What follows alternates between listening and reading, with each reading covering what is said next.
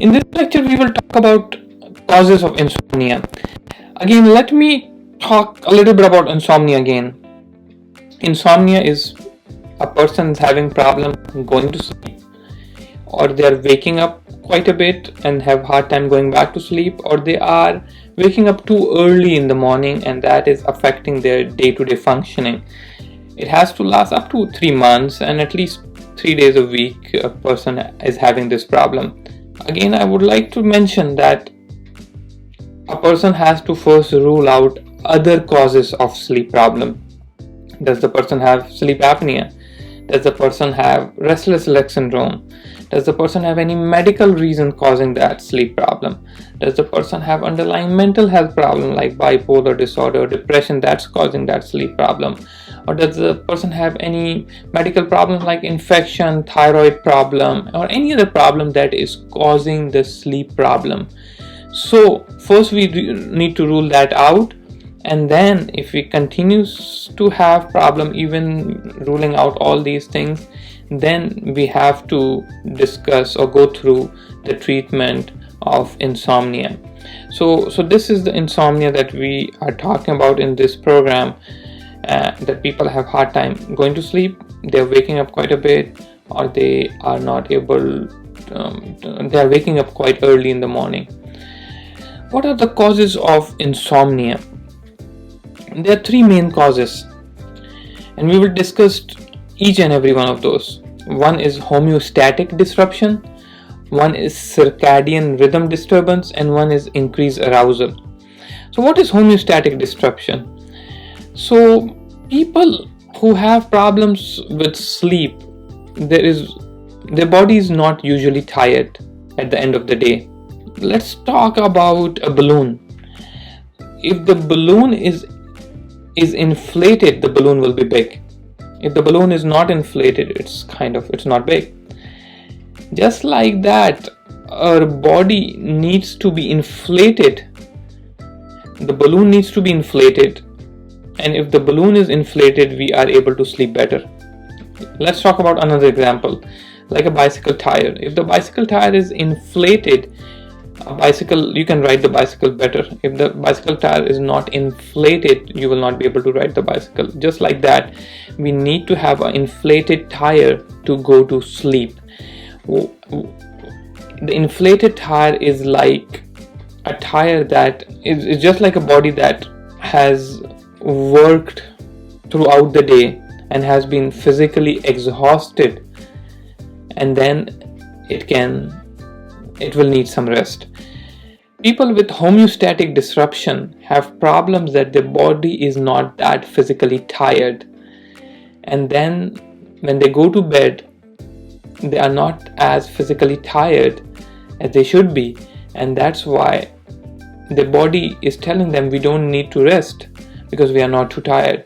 And that's why people with homeostatic disruption needs to make sure that the body is tired enough that when they go to bed, they are physically exhausted. A lot of times, especially on weekends, we tend to, spend time on the couch, on the bed, watching TV, don't do a lot of physical activity, and that can cause that homeostatic disruption.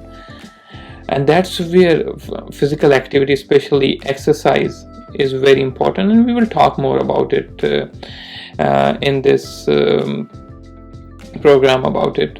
People also have a tendency that they don't wake up at a right time or a regular time on weekends. They tend to sleep late, wake up late, and then they spend time in the bed, and that's what happens, that the body is not tired enough, and that can cause homeostatic disruption also.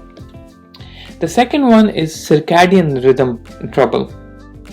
Circadian rhythm trouble, the easy way to think about it is let's say you move from one country to another country and your body needs to adjust with different time zone, and that's what people with insomnia has to go through a lot of time on a fairly regular basis, especially because their mind is sensitive to change of timing. So a small change of timing can cause problems with sleep. Some people bodies adjust pretty fast with different times of sleep or traveling to different time zone, but people with insomnia, their body is sensitive and they don't adjust to different time zone or different timing too quickly. In this busy world, we tend to sleep less during the weekdays and then tends to quote unquote catch up during the weekends, and that's where the problem comes. People with circadian rhythm problem, they are sleeping at 11 p.m., 1 a.m. during weekdays, waking up at 6 or 7 in the morning, but on weekends they are sleeping 2 or 3 in the morning, waking up at noon, and that's when the next weekday come, they have problems adjusting. So they are kind of creating this artificial kind of sleep sleep problem in a way that in the same way that a person is having when they move to a different time zone. So that's circadian rhythm problem. The next one is increased arousal. People with insomnia does suffer from this quite a bit. When they go to bed or when they think about going to bed, they start worrying. They feel that once they will go to bed, they will not be able to sleep. So because they are thinking about it, so when they go to bed, their mind keeps thinking, I know I will not be able to go to sleep. I will have poor night's sleep. I will not be able to function well tomorrow. I will not be able to perform well in the meetings.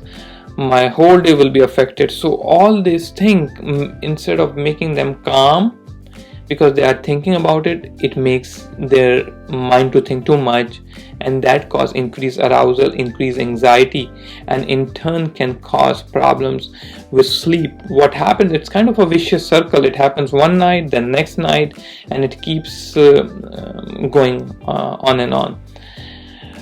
So these are the three things, and we will talk about what should we do to manage all these three things in the future lectures. Thanks for watching.